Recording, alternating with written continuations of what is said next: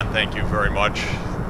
Dr. Greene, thank you for enabling me to be part of the Honors College program and the speaker series. And ladies and gentlemen, it's really an enormous pleasure to be here, so I want to thank you very much. It was very easy to accept, of course, your kind invitation, and it works out perfectly because when it's on the calendar, it means I must be in New York, which I love.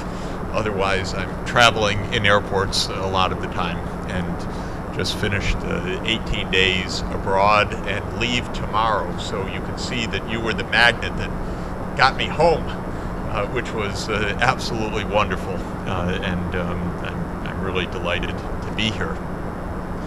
When you travel a lot, you see the world from lots of different perspectives, and perhaps that is the best part of this opportunity working for the UN. You do learn, by the way, there are a lot of countries in the UN, and they all want to visit, and it's all a pleasure, but it's 193 countries, so if you do the arithmetic, it means lots of airports and travel.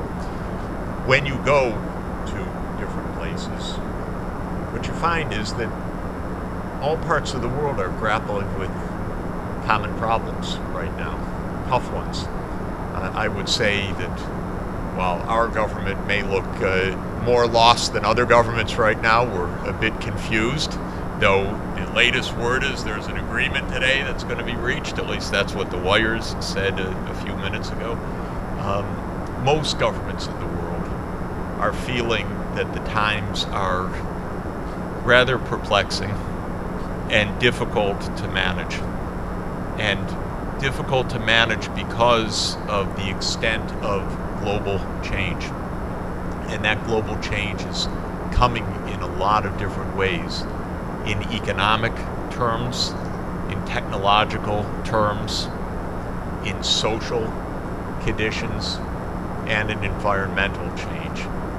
And very few places in the world are able to handle all of this right now, which is a little bit nerve-wracking, and so I want to share this nerve-wracking reality with you, and we can a little bit brainstorm about what it means. I like to use the term sustainable development. That I'm going to say a lot of times in the next hour. It is an idea that I think is important in helping us find our way through this complicated terrain that we're in right now. And I'll try to explain what sustainable development is as we go along. But I think the starting point for me is a sense that we're in a new period, nationally and globally. And things have changed, and we feel it in a lot of ways. We feel it in the labor market, we feel it in our politics, we can feel it in the natural environment when we're hit by storms like the Superstorm Sandy last year, and we know this is not normal. Something really is changing. And the change is sometimes remarkably for the good, as I'll explain, because we're in a period of remarkable technological advancement.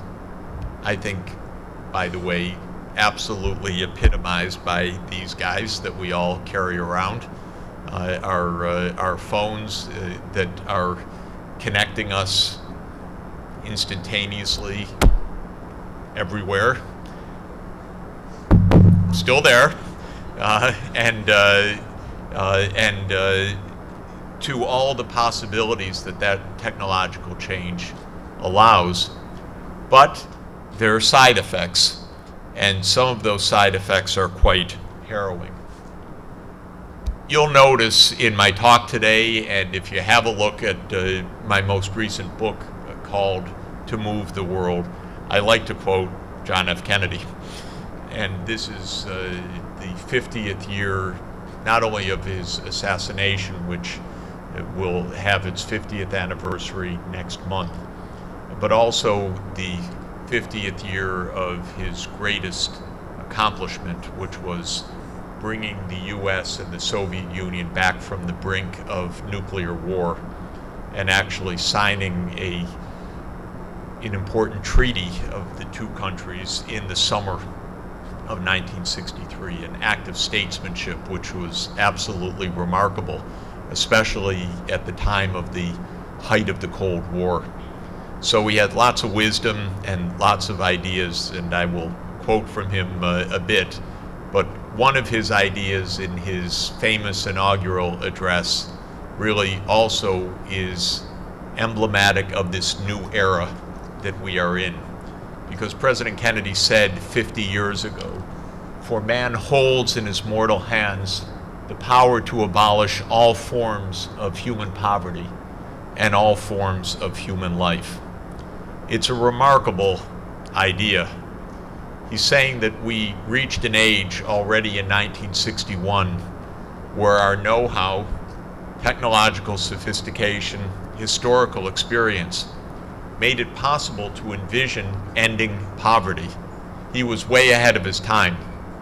We now are closer to the end of poverty, as I'll note in a moment. But President Kennedy saw the flip side of this as well, which is that technological know-how almost always has two sides. And in Kennedy's age, it was grappling with the day-to-day challenge of survival in the new nuclear weapons age. And it was a challenge that almost failed the world in October 1962 when the US and the Soviet Union clashed in the Cuban Missile Crisis. And we came within just a hair of total nuclear war. It was avoided only by a combination of leadership and incredible luck. Today, this statement of this paradox that we could see the end of poverty, but we could also destroy life, remains with us, but with a somewhat different meaning today. It's still true we have the nuclear threat, and this remains part of our politics and our confrontations and the challenges with Iran or with North Korea and with other countries. But even more today, this double side involves the environmental threats that we face. They're creeping up on us. They're not the headlines day to day, except when a superstorm Sandy hits or some other disaster. But beneath the surface, beneath the headlines, things our politicians don't want to talk about, humanity is having a huge, potentially irreversible effect on the Earth's physical systems, on the climate, the water cycle, the nitrogen cycle, on many things on which not only we as human beings, but all species depend for survival. And if we are inadvertent, our economic success could be our environmental catastrophe. And of course, that would turn into not only a human catastrophe and a catastrophe of the whole biosphere, but it would mean that all that economic success comes to naught because we would just pull apart the whole foundation on which our prosperity depends. So you'd think that we would be smart, or at least you'd hope so. And the idea that we should be smart to understand that we have a choice is really the essence of sustainable development. If we hold in our mortal hands the ability to end all forms of human poverty, and we also hold in our hands inadvertently the threat of ending all forms of human life and other life, you'd think we'd figure that out. Because that's not a close call. That's a clear choice. Yet we're not making it yet. And in order to be able to make choices like this, we have to understand them. Why is this happening? What are the real risks? What are the changes taking place right now? Why aren't we doing something about it? If it's so obvious, Professor Sachs, duh, why don't we do something? And That's a very good question that we need to figure out. So some good news. As The Economist magazine said, hooray, poverty rates are coming down. And this is what President Kennedy talked about in 1961, and what many years later I wrote about in a book called The End of Poverty in 2005, where President Kennedy got there first by a few decades. He said we could end extreme poverty. And I believe that this is something that not only we can do, but that we can do in this generation. In other words, that after thousands and thousands of years of human existence where most of the time, most everybody on Earth was poor and maybe one famine away from disaster, now we have the chance, because of our know-how, to actually bring extreme poverty to an end. What is extreme poverty, by the way? That's a term I keep using, but I haven't defined it. Extreme poverty means the kind of poverty that's so severe that it threatens survival day by day. Fortunately, in the United States, though we have a lot of poverty and we have a lot of people that die early because of poverty, by and large, though not everywhere, people can meet basic needs. But it remains the case around the world that around 1 billion people, that's 1 out of every 7 people, still struggles for survival. Well, why do I think that the news is good if 1 billion people are struggling to stay alive? The answer is that the proportions are coming down now quite significantly. If you look at this graph, back in 1990, the estimate of the World Bank is that about 44% of the people living in developing countries lived under the extreme poverty line. The World Bank defines that poverty line as having an income of just $1.25 per day or less. And the estimate is that nearly half of all people in developing countries were living under that poverty line. But the last 23 years have been pretty good in terms of reducing poverty. First and foremost in China, it won't surprise you to know, because China's been the developing country that's had the fastest economic development in all of human history. Pretty amazing. But China's catching up for lost time after some centuries of bad luck and bad economic performance. And so the poverty rate came down to around 22% in 2008 and probably to around 20% in 2010. And we don't have the data yet, but probably around 18% in 2013, something like that.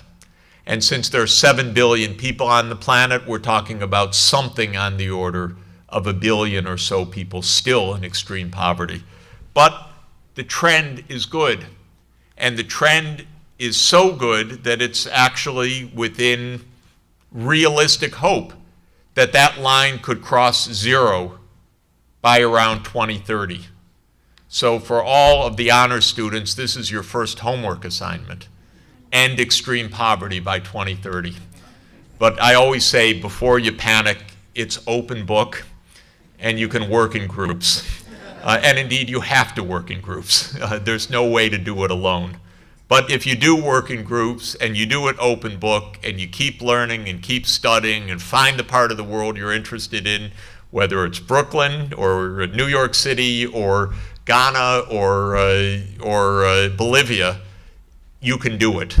And we have the tools and the technologies, the new applications that make it possible to face the conditions of food productivity or of healthcare and so on, to keep that line coming down. And one of the key reasons for that, of course, is technology. This is one of the few things economists know with pretty high certainty. Most everything else economists know, they don't really know. Sorry to tell you. But it's not exactly a precise science, you may have noticed. I heard the definition that an economist is a person put on the planet to make astrologers look good. This may be the right definition. But one of the things economists have figured out over the last 50 years is that the reasons for economic progress at the core come from technological advancement. This is the main driver of economic change, and I would say perhaps the main driver of human history. And the revolution that we're living through right now is the information revolution. You're all in the information age, and information and communications technology is where the biggest advances have come. And what has made those advances?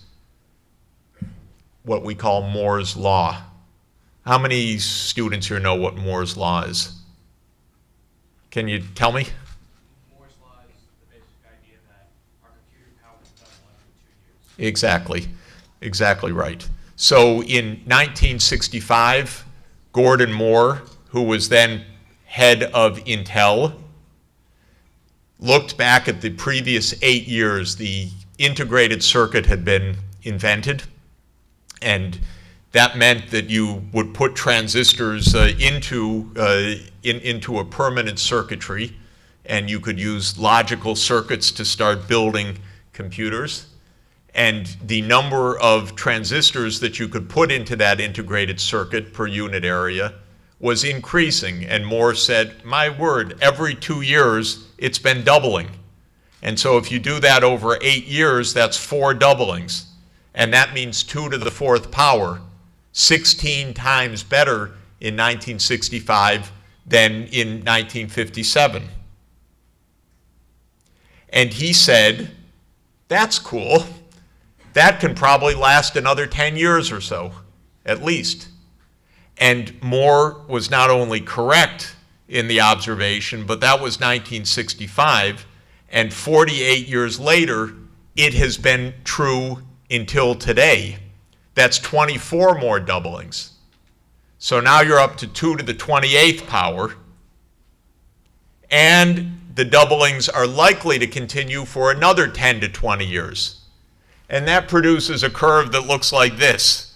Of course, this geometric explosion of the number of microprocessors and the transistor count, as it's called, reaching from 2000 in 1971 up to 2 billion in 2011. Pretty cool. And Intel pointed out in 2006 that if airline travel had the same rate of productivity increase as computer chips, then a transatlantic flight that took 7 hours in 1978 and cost about $1,000 would take less than a second and cost less than a penny. That's the extent of the technological revolution. Of course, right now it's in these guys. So we can stream movies, we can get on Twitter, we can have worldwide social networking. But the meaning of this is nearly ubiquitous in society. It's going to transform every aspect of our economic life, and already is profoundly changing every aspect of our economic life. And it's going to change politics with e-governance, and it's going to change the way that science is done, of course, with big data, and even warfare with cyber warfare and so on. This revolution is the central technological revolution of our time.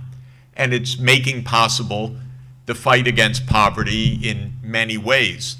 One is that the poorest part of the world, sub-Saharan Africa, which from my own experience a dozen years ago had no phones in rural areas in most of sub-Saharan Africa, and villages were isolated. They weren't part of the mainstream, even of their national capitals, much less the world market, now are enjoying essentially universal coverage, sometimes better than in Manhattan, where the phone calls drop between the canyons of the skyscrapers, and where broadband is coming ubiquitously now. So wireless broadband, it's estimated, will reach something like 80% of the world's population in geographic coverage by the year 2018.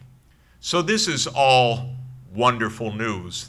And it's why the end of poverty is realistic, because we have some powerful technologies.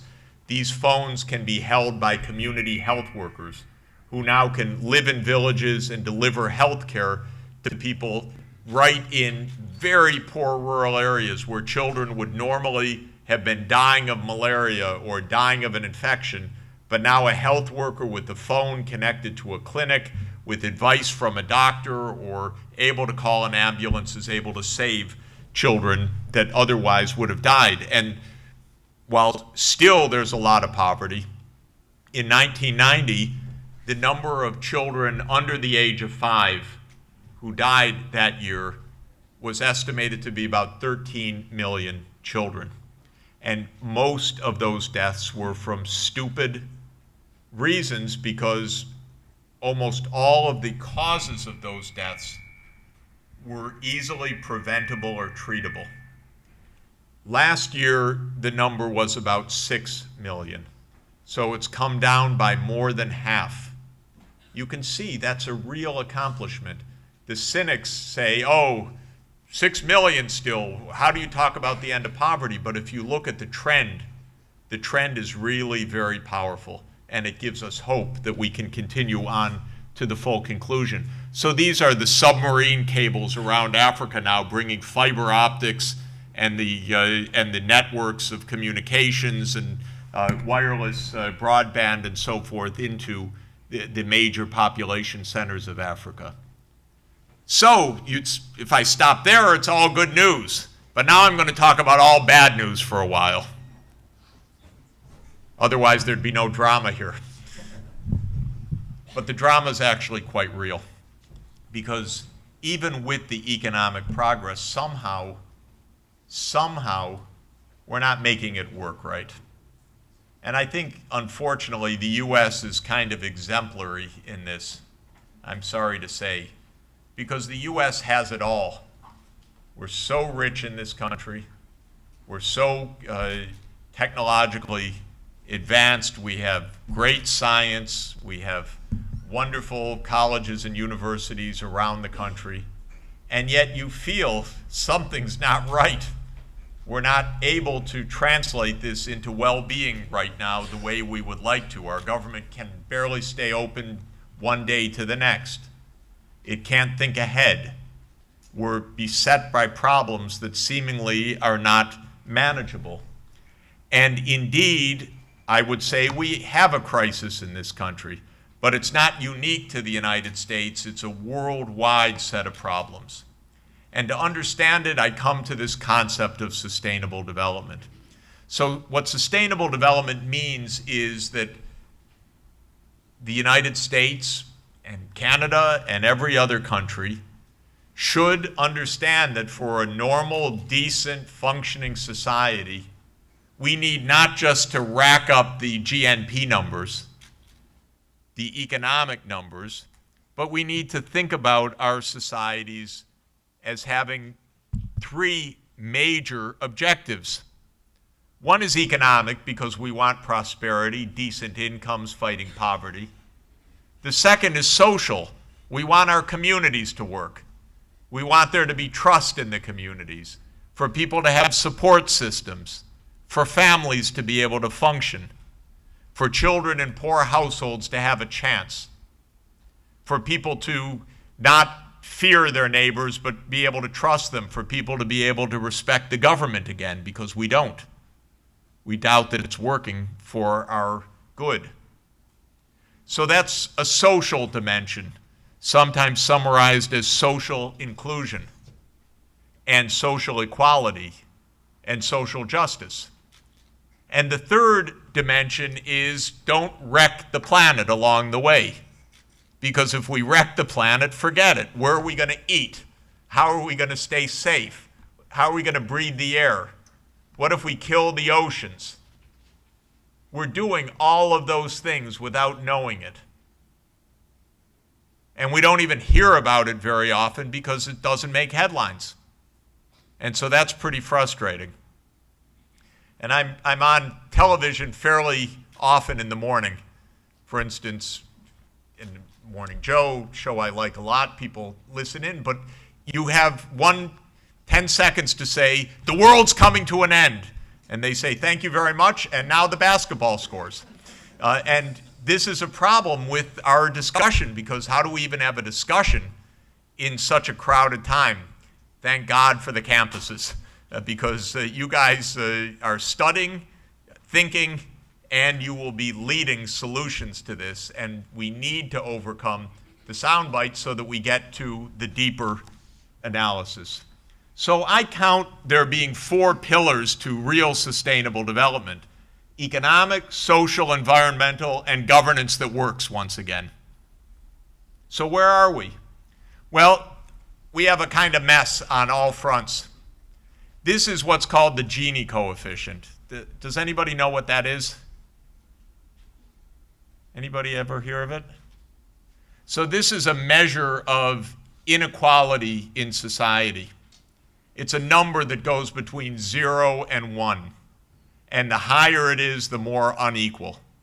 So what do you see happening over time in America? More and more inequality. The rich getting richer, the poor getting poorer. It wasn't always like that, but it's really been like that for the last 30 years.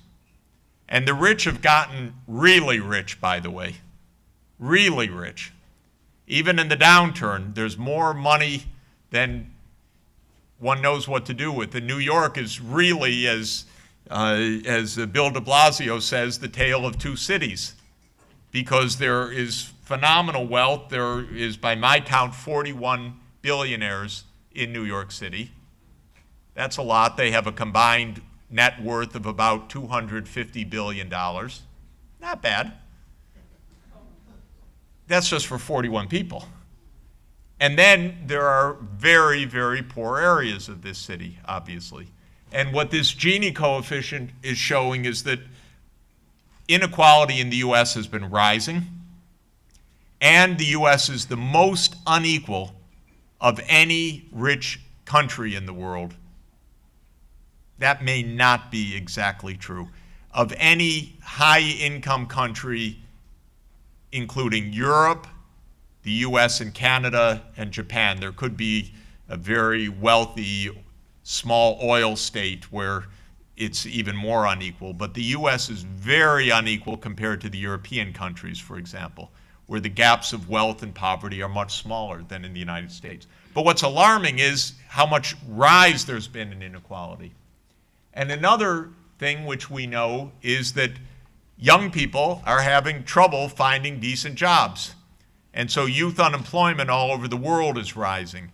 This probably has a lot to do with technology too, because the kinds of jobs that once existed in this city too, though a while ago of industrial jobs, don't exist. Computers do it now. I was in a Toyota factory in Japan a few years ago, and it was the size of a football, well, probably several football fields. There was nobody there except us visitors and the robots. And the robots were very cleverly putting these cars together.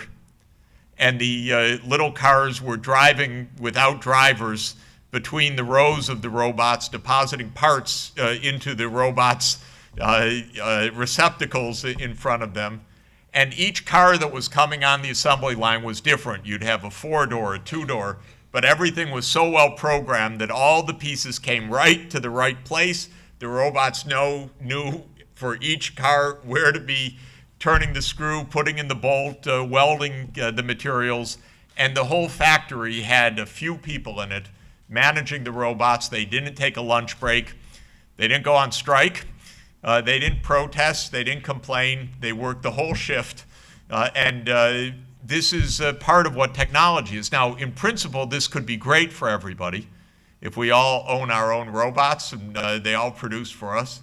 But it can also mean a very, very unequal distribution of income, that some people own capital and others can't find work. And so this is a big problem with high youth employment. And this graph shows that the loss of jobs of young people, which is the top line, has been about 4 million lost jobs since the recent crisis started. But for people in my age cohort, there have been net increase of jobs. And so the fact of the matter is there's been a kind of generational shift where young people have a harder time finding jobs. This is throughout the whole high income world. So this is part of the social inequality. And this is one of the results of the inequality. It looks like that picture could be from anywhere, but these are street protests from all over the world in the last year or so. And we had the Occupy movement in New York, but in Morocco, in Cairo, in Athens, in Tel Aviv, in Chile, our very own New York City, Madrid, Istanbul, Rio de Janeiro, it's been rocked by protests in the last couple of years, mainly young people protesting the social conditions. This summer, every place I went, there were street protests. And some people said I caused them, but I don't think so. I think it was just coincidence. This Rio, I flew to Rio de Janeiro. I'm sure many of you have seen pictures, one of the most beautiful places on the planet, and I was there to work with the government, and I went out with my wife to the beach, Ipanema Beach. Everybody knows Ipanema, the girl from Ipanema. And so we were out on the beachfront when we just arrived, and I called my mother. And I said, Mom, we're here in Brazil. She said, oh no, there are terrible riots and so forth. Be careful. And I said, Mom, we're on the beach, Ipanema. It's so beautiful. It's quiet. She said, and she didn't quite believe it. I said, we couldn't even find these protests if we needed to. This is a city of 10 million people. So got off the phone with my mother, crossed the street, turned the corner. All of a sudden, tens of thousands of protesters coming at us, police cars everywhere, so we ran back to the hotel. But that was a lot what the summer was like, which was that there's a lot of instability and a lot of unhappiness on the social conditions. But it's worse. You see the talk started happy, then problems. Now let me raise the really serious problems. And that is, what are we doing to the planet in the name of economic development? It's so bad that the scientists have given a new name to our period on the planet, not sustainable development, but what's happening in the physical earth. They call it the Anthropocene. Can anybody guess what that means? Anthropos, like anthropology. What does that mean? Greek root. Man. Somebody said man. So Greek for man, anthropos. Anthropocene is Greek for the epoch or age of the planet driven by man. Sounds fine. It's not so fine. What it means by the geologists is that humanity is now changing the planet in very, very dangerous ways. For the first time, one species, that would be us, is now in charge, not in charge because we're not responsible, but we've taken over the carbon cycle, the nitrogen cycle, the water cycle, land use, the taking of photosynthesis for our own food supply. We're dominating the earth, and we're dominating the earth in very dangerous ways and creating the risks of a massive, massive wave of extinction of other species. not exactly what St. Francis had in mind. And so this is so significant that it is now given a new term by the geologists. And it's everywhere. This is the Yangtze River in southern China earlier this summer. That's our very own. The police cars floating down 10th Street in New York in Superstorm Sandy. That is last year, while we had massive floods in New York, half the country had the worst drought in modern history. Anybody aware of that from family in the Midwest or because this was really intense? And we lost 20% of our grain crop to this massive famine, and massive drought, I should say. And this summer, 109 degrees in St. Louis. I clipped this while I was traveling this summer to show people in other parts of the world what was happening to the United States.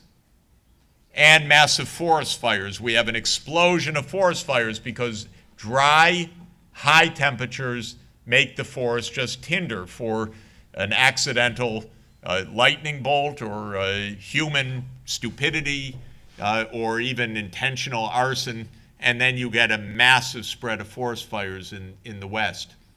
And this is Beijing. This is a different kind of human impact. That is not a snowstorm, that is a smog attack. The air is so dirty because of coal use and particulates that the air these days in January in Beijing was 20 times more intense than the smoking lounge at the airport. And it was 20 times higher than the WHO max, or 30 times higher than the WHO maximum particulates limits for safety. People couldn't go out. And when I landed in Beijing this summer, when I came, the pilot had to circle because visibility was so low that it was unsafe to land. And then we landed, and it was like being in a complete fog, but it was a complete smog. So this is another drama. You won't even believe what this is. This is the ocean coast in northern China. Anybody have an idea what that might be? How can it be so green, muck off the coast? Good. Algal bloom. What's called eutrophication. You put fertilizer on the farms, the rain comes, washes the fertilizer into the rivers collect all of this, it goes out to the sea. We have it in the United States. Anybody know where? Where we have the dead zone in the US? In the Gulf. Just where the Mississippi River drains past New Orleans into the Gulf, we have something like a 200-mile dead zone. Because the fertilizer comes in, it fertilizes algae, you get this algal bloom, and then the bacteria decompose this algae, and in the process use up all the oxygen. And that kills all the fish because the water becomes hypoxic, low oxygen. And that's what will happen as the next phase of this, but this young boy is swimming in the algal bloom. It's a horrible condition off the northeast coast of China. Now, we've been there before also. This is New York City in 1966, one of the last of the smog attacks. We moved away from coal, and we moved to smokestack scrubbers, and also New York deindustrialized. So these smog attacks don't occur. It shows you can change and have tremendous change, but China's in the midst of its industrialization, not taking care of its natural environment adequately. But this I find the most frightening of all. This is the carbon dioxide level in the atmosphere. Why does that matter? Somebody put up their hands and tell me why we care about carbon dioxide in the air. Yeah. Well, simple. Carbon dioxide is one of the more prevalent greenhouse gases, and therefore it negatively affects the ozone layer. Okay, carbon dioxide is one of the most important greenhouse gases, but its big effect is not because of ozone. What is the big effect of a greenhouse gas? Yeah. Is what? Traps infrared radiation, warms the planet. And so these greenhouse gases are changing our climate. Anybody know another greenhouse gas other than carbon dioxide? Methane, good. Another one? Third big one. Nitrogen, something with nitrogen. Nitrous oxide. So the number one is carbon dioxide. Number two is methane. Number three, nitrous oxide. And then a number of industrial chemicals, like hydrofluorocarbons, which are used in refrigerators. The problem with all of them is that the atmosphere fills with them, and then when the sunshine comes in as ultraviolet, it lets the heat pass to the earth warms, it radiates infrared radiation, and then rather than the radiation going out into space and keeping our heat balance, it's trapped by these greenhouse gases, so the climate is getting warmer. That's what's deranging the climate. That's what's causing more storms, more heat waves, more droughts, more floods. And this CO2 is a little bit alarming because throughout the Earth's history, CO2 has gone up and down, mainly because the Earth's orbit changes, it wobbles, and other characteristics of the Earth's orbit change every 20,000, 40,000, and 120,000 years. And that causes natural fluctuations in CO2. But something happened, up, down, up, down. Whenever it was down, we had an ice age. Whenever it was up, we were warmer. So ice age, interglacial, ice age, interglacial, ice age, interglacial, ice age, interglacial, ice age, interglacial, and then all this bouncing, and then finally interglacial. Our current age, we call it the Holocene until we came to the Anthropocene. And then what happened? What's happening to CO2 right now? It's going completely out of the bounds of the whole Earth's history. We reached 400 parts per million of carbon dioxide this spring. We haven't seen that for 3 million years on the planet. Why is that happening? Why is the CO2 going up? Somebody. Please. Burning of fossil fuels. What's a fossil fuel? Oil, coal. Oil, coal. One more. Natural gas. We burn fossil fuel to run the economy. C plus O2 equals CO2. Carbon dioxide rises, warms the planet. Superstorm Sandy. Droughts, floods, heat waves. What a mess. That's our problem. We're doing things to the planet that have not been done for a long, long time. And the result is the number of disasters is soaring. And the real reason is that floods and cyclones and other disasters are increasing in number. So, what do we do about all of this? The idea is pay attention and come up with new strategies. For example, rather than using coal, oil, or gas, use solar power and wind power. Maybe even safe nuclear power, though that's obviously very controversial. But it doesn't result in CO2 emissions. We need a new kind of energy system. What about our cars, which use petroleum? What are we going to do about them? What's the obvious solution for the cars? Yeah? Electric vehicles. Where are we going to get the electricity from? From something clean. From solar power or wind power.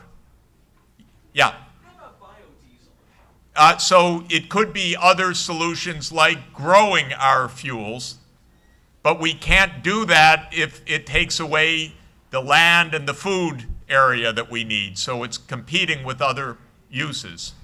So what the solution is, and I know I'm running late because I love to talk about this, so I will wrap up very shortly.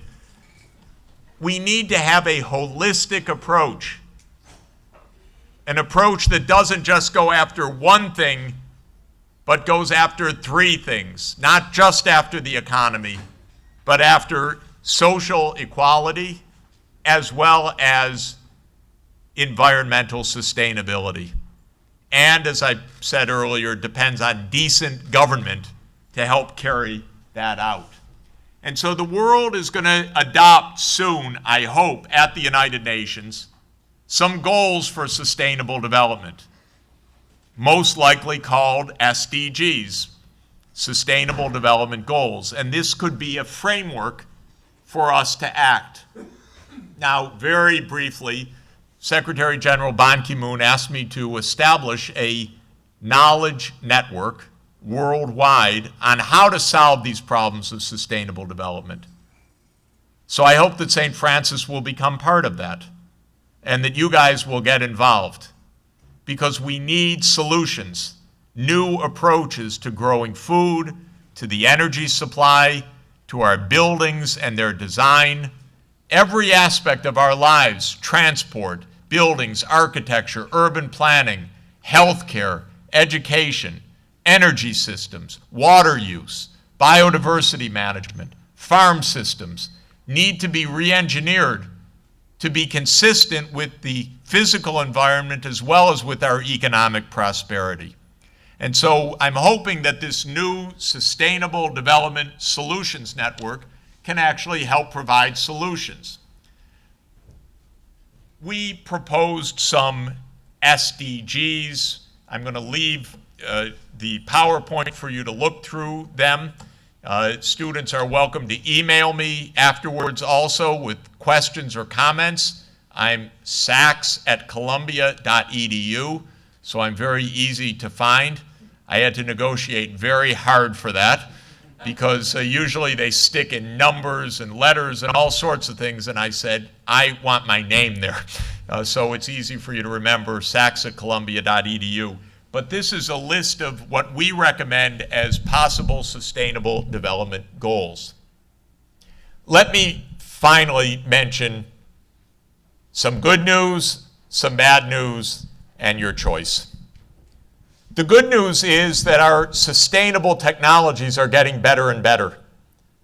The cost of solar power has come down by a factor of 100 since 1977. If you wanted 1 watt of power from a solar cell, it cost $70 a watt in 1977. That was fine for NASA putting up satellites, but it wasn't good enough for us for our home heating and cooling. Now the cost of a solar cell is 70 cents. That's technological progress. Now it's possible to use solar power at much greater frequency and much safer for the environment. And there are many ways to do it: photovoltaics, or what's called concentrated solar thermal power, which is massive mirrors to heat water, reflect the sunlight and heat water and turn steam turbines. And of course, our transport is going electric and going smart.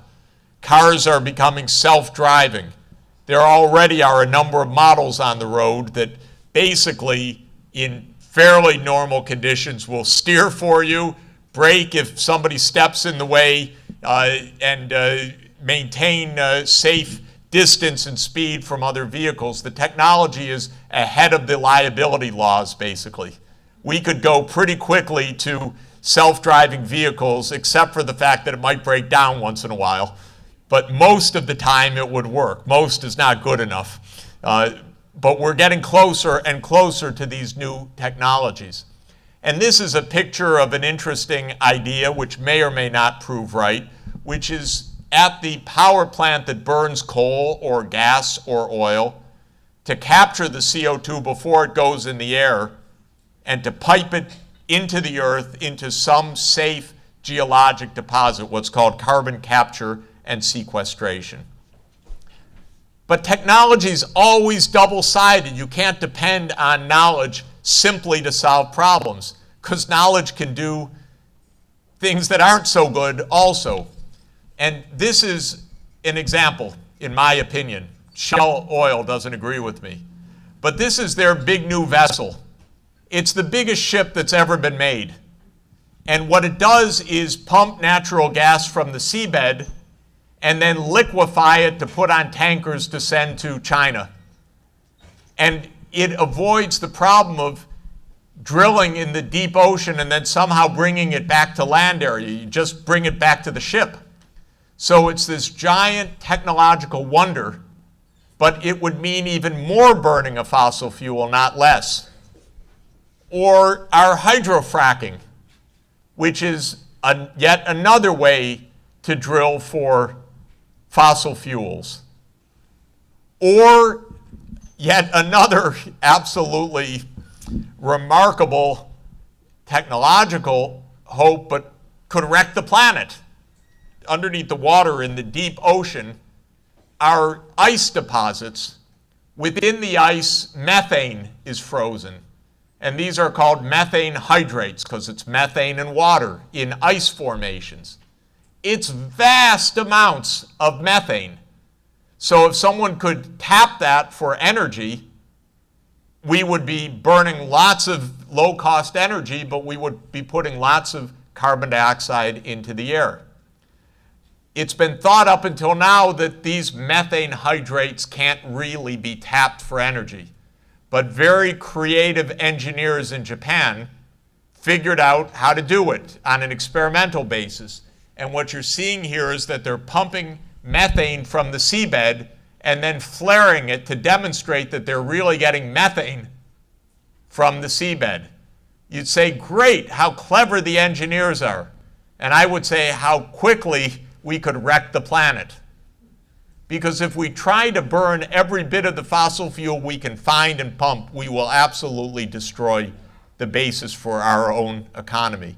And if greed leads us to do this in the short term, we're going to end up with a mess in the long term. So the problem in the end is not technology per se, it is choice. And I do believe that more than an ecological crisis, more than an economic crisis, more than a social crisis, we have a moral crisis. I really believe this. We have all that we need in knowledge or potential knowledge to end all forms of human poverty and to save the planet. If we don't do it, this is a moral failing most of all. We have to understand most centrally what is of fundamental importance for us. And we have to find most basically our moral voice. With the moral voice, we can give room to the engineers, we can give room to the urban planners, we can give room to the architects, we can give room to the agronomists, the farm scientists, to use their technological wizardry. But if we are overcome by greed, if the rich say, we don't care, we don't pay, we don't want to pay anything for the poor, if we close down our government because the hedge fund owners won't pay an honest tax, if we end up with two cities completely divided or two worlds completely divided, we're not going to make it. I have to tell you, being at St. Francis, that I am thrilled, as I'm sure you are, that we have a Pope Francis who is already capturing the world's attention, not only the Catholics' attention around the world, but the whole world's attention, by his voice of humility, directness, simplicity, and call for attention to what's important. I had a wonderful audience with him together with religious leaders a few weeks ago in the Vatican. I find what he is offering thrilling for the world. We need moral leadership. If we can find it, we will find our way to sustainable development. Thank you very much.